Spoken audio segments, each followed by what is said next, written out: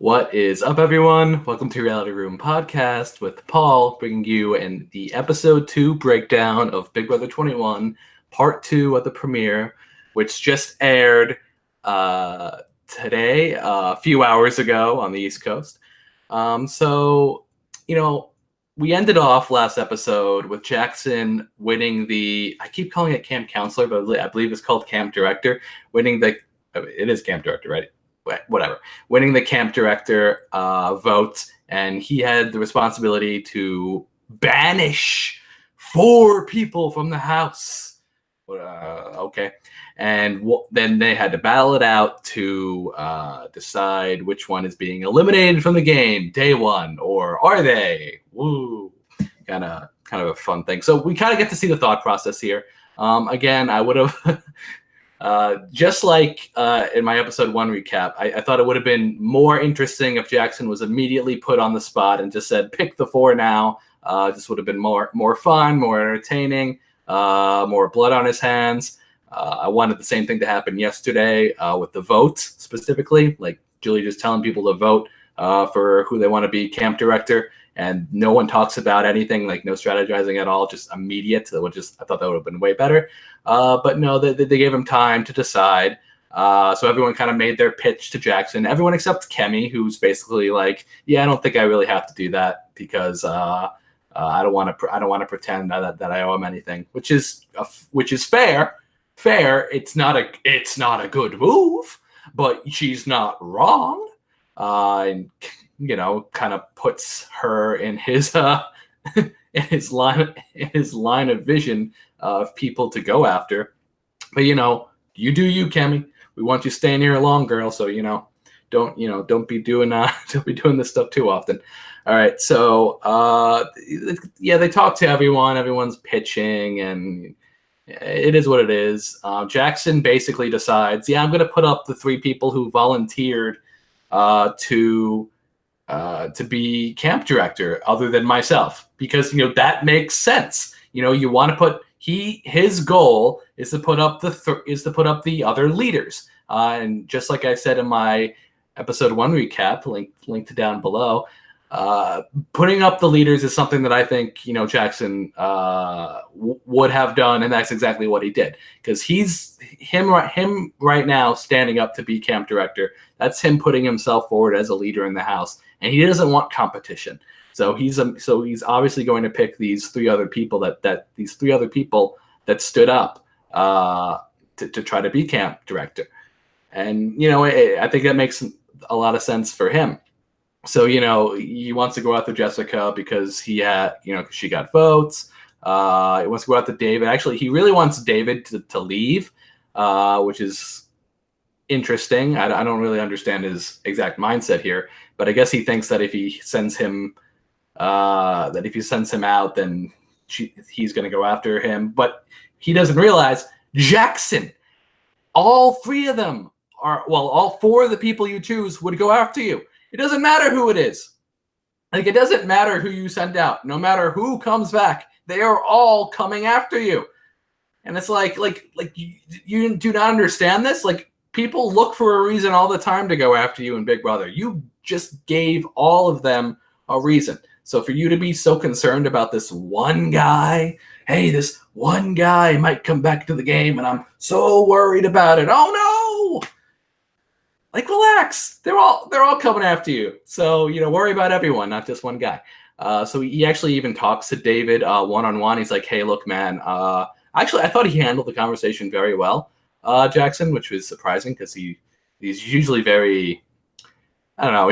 I feel like he's good at manipulating people a little, sometimes, but other times I feel like he doesn't know what he's talking about. But this conversation, I thought he handled well. He's like, hey, look, I might have to put you up as a strong competitor to guarantee that one of the other 3 go home. And I thought that was a very smart tactic to tell David. It didn't convince him, but it probably made him feel more safe than he would have if he just was to be eliminated. I mean, just to be banished in the first place. So that's an interesting thought process there. So one other interesting thing happened. We had a random 3-person alliance before the competition with Jackson and Jack, which, those two make sense. And then Isabella was randomly in the room. So now Isabella's part of this alliance. I don't know.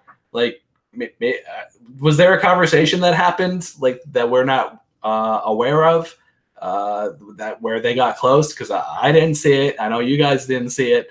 Even Isabella was surprised. She's like, yeah, I just somehow walked into this 3-person alliance. I was like, okay, cool. I mean, good for you.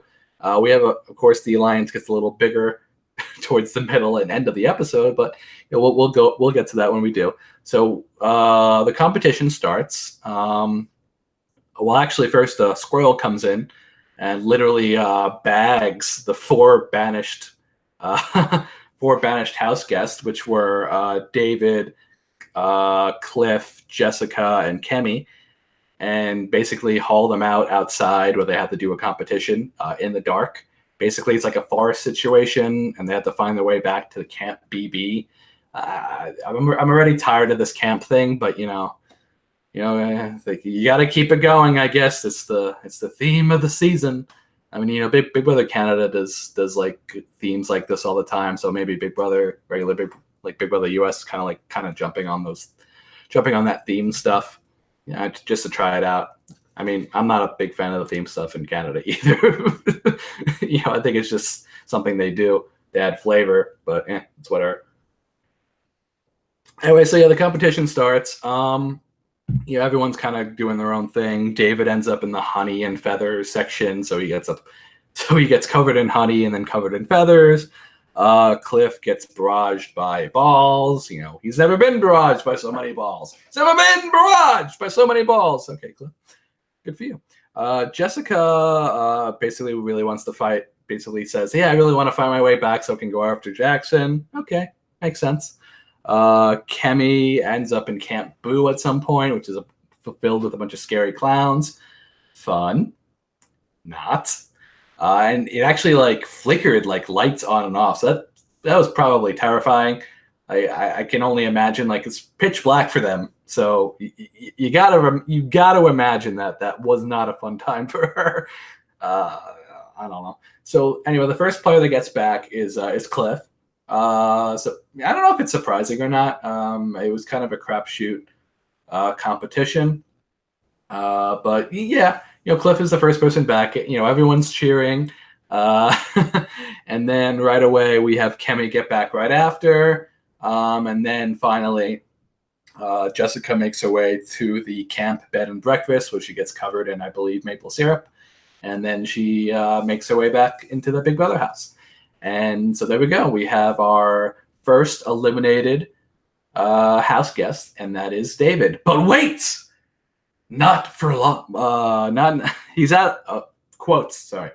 Quote from Julie. He's out of the house for now. Now, I mean, my initial thought process was, pre-jury buyback, just like I predicted in my episode 1 recap. Link down below. But according to the end of the episode, Julie kind of alludes that it's not it's not something that they've ever done before. So I don't know, maybe it's like one of those Survivor-like competitions where one person battles each other. Actually, no, they did that already. Yeah, they did that. That's a pre-jury buyback. I actually don't know what they're doing. I guess that's a fresh twist. I don't even have any guesses. Whatever. All right. Anyway, so David's first out, and he really wanted to be the first African American male to win Big Brother. Still technically can, I guess, with this twist, but we'll see what that twist is. Anyway, so we get back into the house, and Tommy and Christy kind of have a conversation together, and hey, we know each other. I don't want it to be awkward. Please don't let it be awkward. We could help each other. We can work together. And I think they're both pretty much down to do that. Caleb's asking me, who's my early favorite? Honestly, I like Kemi, despite and I like Kemi and Isabella. Isabella is very strategic. Every time she's in the diary room, she's always strategy. And she knows to throw comps. Ovi knew to throw the comp today too, so he's kind of someone that I like a lot. And Kemi is just pure joy just to watch in any aspect. Anytime she's on the screen, just very, very fun. Sam had a couple of good diary room sessions. I think he's going to be like known as like the guy who yells in the diary room, like very similar to Johnny Mac and Baby 17. Whether people like it or don't like it, we'll find out soon. But he could potentially be someone who's popular with the people of America. But yeah, my early favorites. Yeah. I would say those four are people to look out for favorites.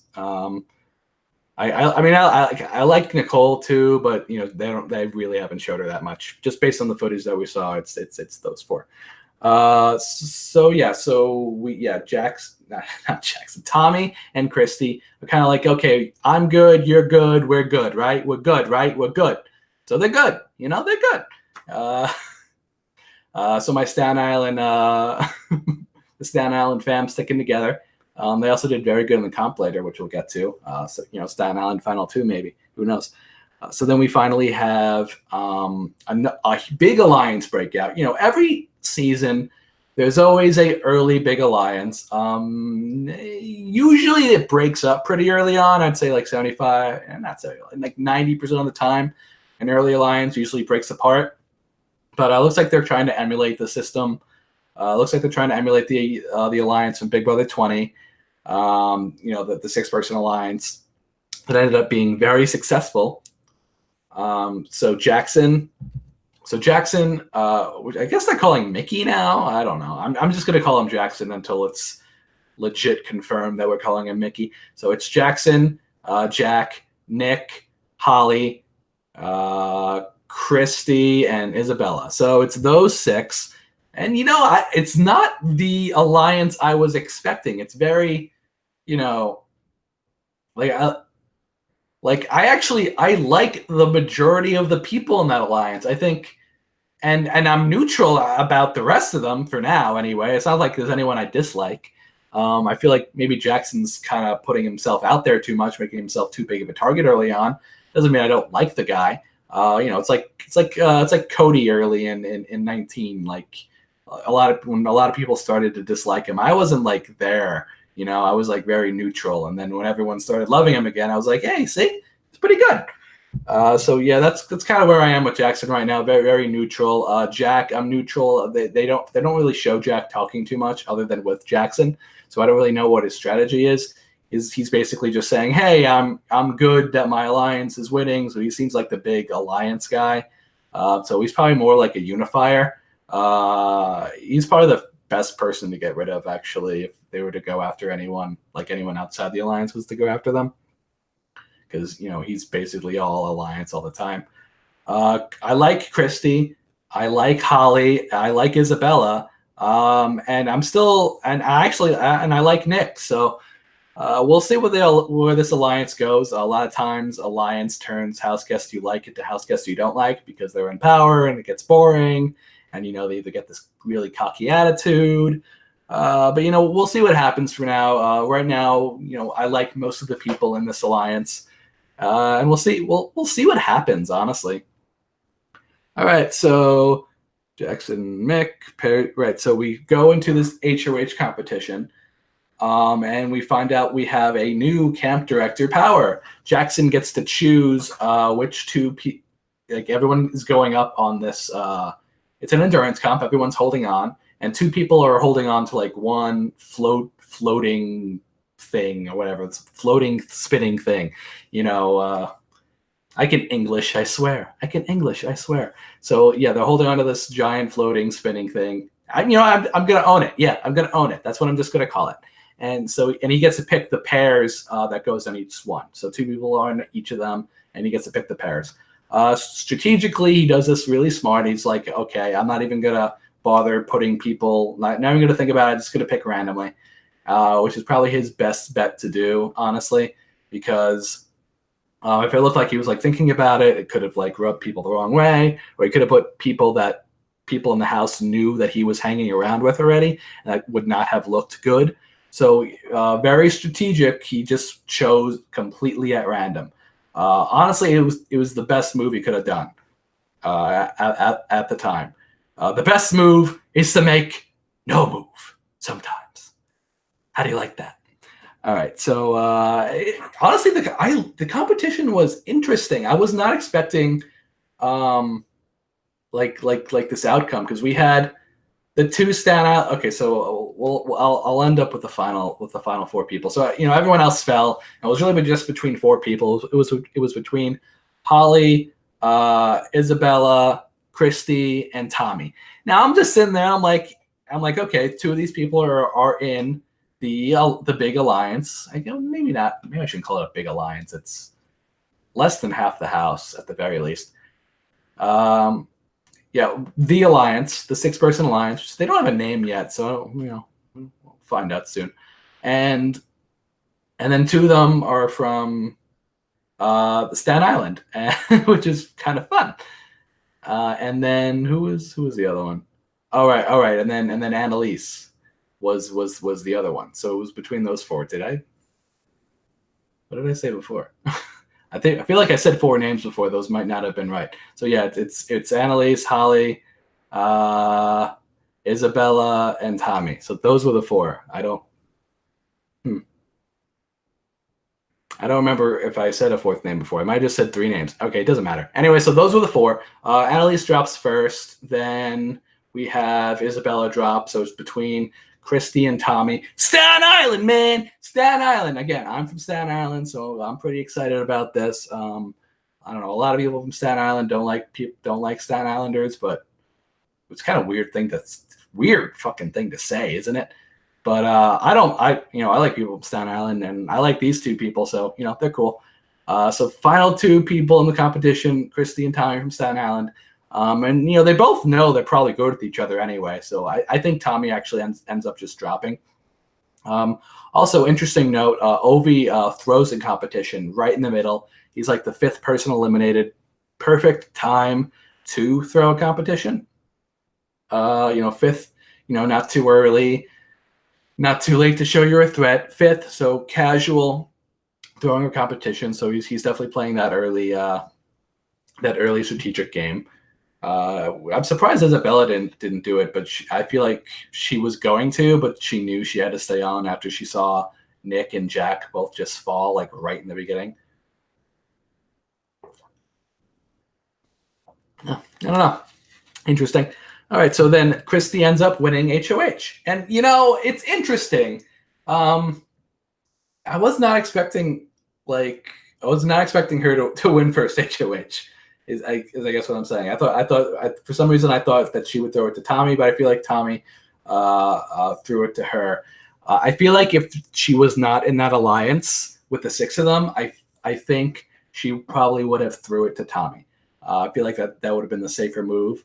But instead, like they were both on for too long, so Tommy, it looked like he just it looked like he threw it because he knows that he's safe with her. At least that's what we think right now. For all we know, he's on the block and ready to go home. Jackson could convince Christy and say, "Hey, he's a big threat. He stayed on for too long." I mean, you never know. It's Big Brother. But anyway, then Julie dropped some bombshells on us, basically saying, "Hey, we had this new competition called the Whacktivity Comp," and I'm like, what? What's this?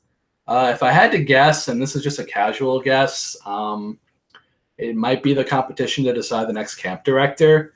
Maybe, and I guess they have a different power every week, possibly, maybe, yes, no's, maybe, I don't know. Then we have, she reveals a twist where David has a potential to get back into the game, but it's a twist we've never seen before. I actually have no guesses about, because if it's something we've never seen before, it's not something I can really speculate. Like I can only use my knowledge of previous Big Brother seasons, and even extend that even to like Survivor. But I'm not even gonna make it like a casual guess right now until we have like some relative idea. Maybe some leaks will come out. We might find out when the live feeds start. All right, so there we go. That's my episode recap. I tried to do this earlier and quicker today because we have Big Brother live feeds starting at 12 a.m. Eastern, and it's 10 p.m. right now, my time, so I kind of want to nap before that starts. So I will likely be uploading a video I say likely. Could very well fall asleep now and oversleep, but I will very likely be uploading a day after the first few hours, a Big Brother live feed update. So everyone be excited about that, I suppose. Please like, comment, and subscribe below if you enjoyed the video. If you did not enjoy the video, please like, comment, and subscribe down below. If you did not see our episode 1 recap and want us to watch it for some reason, it's attached down below. If you want to watch our Miranda and I's Houseguest analysis pre-season, that's also attached down below. I also have our Twitter down below, Instagram, which I don't use. I use our Twitter, so if you want to follow me, find out some more of my thoughts, definitely check us out on Twitter. And I have a Patreon there if you want to support me. Please support me. So yeah, I will be doing another episode breakdown, not Sunday, but on Tuesday. I'm going to do episode breakdowns on Tuesday and Wednesday, and live feed updates when I can. So look out for those, guys. Until next time, peace.